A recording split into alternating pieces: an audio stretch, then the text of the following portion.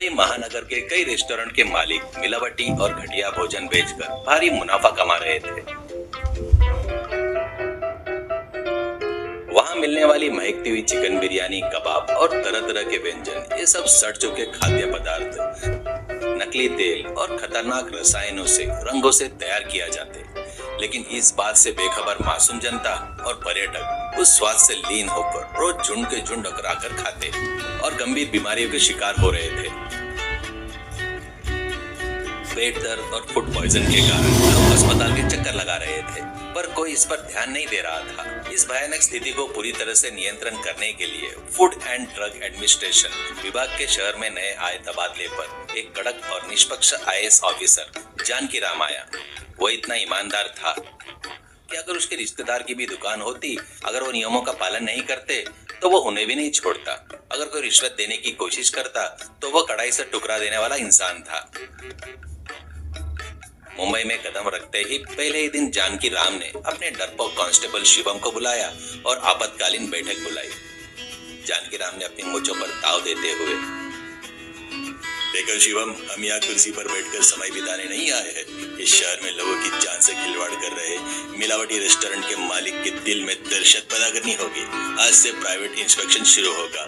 हर hotel की रसोई में एक एक कोने में जांच करनी होगी। सर जानकी राम सर, आपको इस मुंबई शहर के बारे में अभी तक ठीक से नहीं पता है सर। यहाँ के रेस्टोरेंट के मालिक बहुत बड़े बड़े लोग हैं सर। उनके राजनीतिक समर्थक और गुंडों का शव राखता है। अगर हम बेवजह उनसे उलझेंगे तो हमारी नौकरियां चली जाएंगी, या फिर वो हमें दूर दराज के इलाके में ट्रांसफर करवा देंगे। कृपया थोड़ा सोच समझकर कदम उठाइए सर। जानकी राम टेबल पर जोर से हाथ मारते हुए, नौकरी चली गई तो कोई बात नहीं शिवम, ट्रांसफर मेरे लिए कोई नई बात नहीं है, लेकिन मासूम जनता के पेट में जहरीला रसायन जाए ये मैं बर्दाश्त नहीं कर सकता। हिम्मत रखो और मेरे पीछे चलो।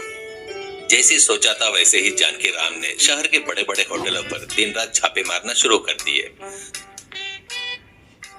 रसोई में गंदगी दिखती, मक्खियां भिनभिनाती हुई सड़ी रंगीन बोटियां मिलती, या चाइनीज व्यंजनों में नकली रसायन रंग इस्तेमाल होते दिखते तो वह बिना दोबारा सोचे उन रेस्टोरेंट के लाइसेंस रद्द कर देता, दुकान को सील करके ताले ठोक देता। एक दिन दोपहर को जानकी राम और शिवम घूमते घूमते आखिरकार हाई कोर्ट के परिसर में स्थित हाई कोर्ट कैंटीन के पास पहुंचे।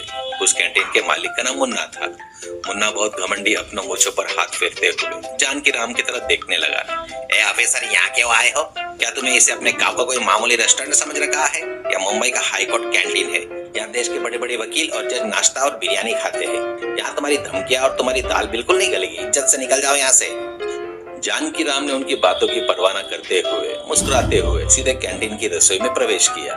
अंदर का नजारा देखकर वो सन्न रह गया। वहाँ एक बड़े से लोहे के पतीले में मसाला बिरयानी पक रही थी, लेकिन उस बिरयानी में इस्तेमाल हो रहे चिकन से भयंकर बदबू आ रही थी।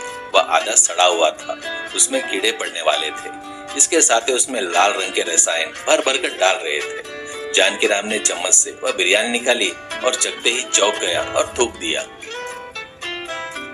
छी, ये क्या है? कोई भी फूड इंस्पेक्टर अगर ये बिरयानी खा ले तो हैरानी रह जाएगा। सड़ा हुआ मांस और कैंसर पैदा करने वाले आर्टिफिशियल रंग डालकर इसे बिरयानी बताकर वकीलों को खिला रहे हो। इसे खाकर तो इंसान की आंतें जल जाएगी रे राक्षस। जनता की सेहत के साथ एक खिलवाड़ कर रहे हो। बिरयानी देखने में लाल और खाने में स्वादिष्ट लगे तो काफी है सर। रंग डाले तभी तो ग्राहक आकर्षित होते हैं। वैसे भी मुझे ये सवाल पूछने की हिम्मत इस शहर में किसकी है? जानकी राम ने एक पल भी देरी किए बिना सीलिंग बोर्ड निकाला, कैंटीन के दरवाजे पर चिपकाया और उस पर बड़ा सा ताला लगा दिया। इस पल से यह हाई कोर्ट कैंटीन सील गिर जाती है। इसका लाइसेंस स्थायी रूप से रद्द किया जाता है। कैंटीन सील होने के कारण दोपहर की बिरयानी खाने आए वकीलों को बहुत गुस्सा आया। उसमें से रोहन नाम का एक मुख्य और घमंडी वकील आगे आया। आईपीएस ऑफिसर जानकी राम, तुम्हारी इतनी हिम्मत कैसे हुई कि तुमने हाई कोर्ट के कैंटीन पर ताला लगा दिया? क्या तुम हमें भूखे रखोगे? तुम्हारे खिलाफ हाई कोर्ट में अवमानना का केस दर्ज करवा दूंगा। तुम्हारी आईपीएस नौकरी छीन लूंगा। देख लेना, तुम्हें सड़क पर लाकर खड़ा कर दूंगा। वकील साहब, कानून के आगे सब बराबर है। आप कोर्ट के न्याय के लिए लड़ते हैं और मैं लोगों की थाली में जाने वाले भोजन में ईमानदारी के लिए लड़ता हूँ। आपको जिस कोर्ट में केस दर्ज कराना है कर लीजिए, मैं हर चीज के लिए तैयार हूँ। वकील रोहन ने तुरंत मुंबई के हाई कोर्ट के मुख्य न्यायाधीश वर्मा जी के समक्ष में जानकी राम के खिलाफ एक अर्जेंट केस दर्ज कराया। अगले ही दिन मामले की सुनवाई शुरू हुई। कोर्ट हॉल में वकील और जनता से खचाखच भरा हुआ था। जज वर्मा जी अपनी सीट पर बैठकर गंभीरता से दोनों पक्ष की ओर देख रहे थे। वकील रोहन आगे आया और आवेश में आकर अपनी दलीलें देने लगा। माय लॉर्ड, इस आईएएस ऑफिसर जानकीराम का अहंकार बहुत बढ़ गया है।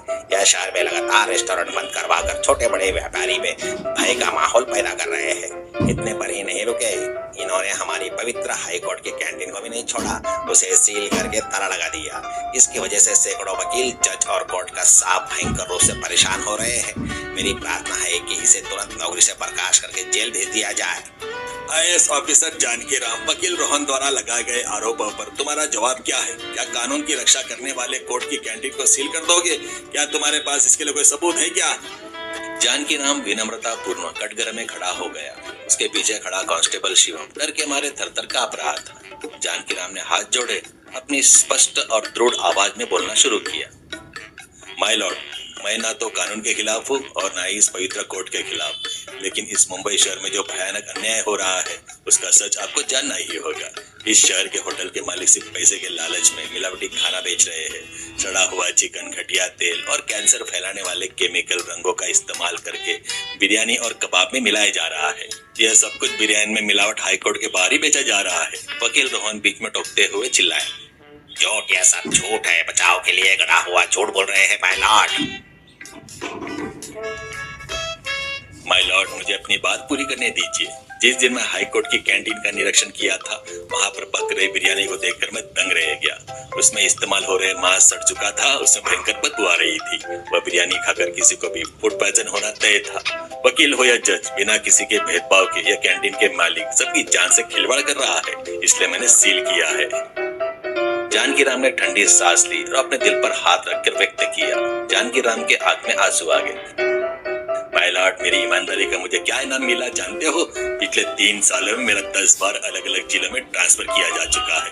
मैं जहाँ भी जाता हूँ मिलावटखोरों को रोकता हूँ तो मुझे ही अपराध की तरह देखा जाता है। आज इस पवित्र कोर्ट में खड़े होकर कह रहा हूँ, लोगों की जान बचाने के लिए मैंने नियमों के मुताबिक ही काम किया है। अगर मेरा काम गलत है तो इसी वक्त मेरी आईएएस की नौकरी छीन लीजिए माय लॉर्ड। मेरे खिलाफ जो चाहे कार्रवाई कीजिए, मैं हर सजा भुगतने को तैयार हूँ। जानकीराम की बातों में छिपी सच्चाई और दर्द को महसूस करके जज वर्मा ने गहराई से सोचा। कोर्ट इस मामले में जल्दबाजी में कोई फैसला नहीं सुनाएगी। हर बात सबूत से साबित होगी। तुरंत पुलिस लैब टेक्नीशियन को बुलाया जाए और हाई कोर्ट कैंटीन से उस बिरयानी के सैंपल को, केमिकल रंगों को अभी कोर्ट के हॉल में लाकर टेस्ट किया जाए करके आदेश देते हैं। कुछ ही देर में अधिकारी कैंटीन की बिरयानी के सैंपल ले आए और लैब रिपोर्ट जज साहब को सौंप दी। रिपोर्ट पढ़ते ही जज की आंखें गुस्से से लाल हो गई। उन्होंने टेबल पर जोर से हथौड़ा मारा। माय गॉड, लैब रिपोर्ट से यह साफ जाहिर होता है कि इस बिरयानी में खतरनाक जहरीले केमिकल्स और सड़ा हुआ मांस मौजूद था। यह भोजन नहीं बल्कि धीरे धीरे इंसान को मारने वाला जहर है। वकील रोहन, एक ईमानदार आईएएस अधिकारी को आपको बीमारी और जान से खतरे से बचा रहा था और आप उस पर ही झूठा आरोप लगाकर उसकी नौकरी छीनना चाहते थे क्या? आपको जरा सी भी अक्ल है क्या? वकील रोहन डर के मारे सिर झुकाकर शर्मिंदा हो गए।